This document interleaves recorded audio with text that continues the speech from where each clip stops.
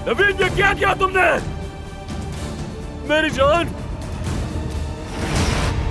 या मेरी अल्लाह, उसे तकलीफ देना, तुम जलील करना, उसे उसकी इज्जत को दागदार करना, उसे शर्मिंदा कर देना। लेकिन पहले मेहरबान रहना, उसका एतमाद जीतना, ताकि वो भरोसा करे। देखो ये जमीन, ये जितने भी इलाके और ये खेत, सब कुछ हमारे खानदान की मिल्कियत है। तुम्हें यहां लाने का मकसद बस जान लो किस खानदान में आने वाली हो।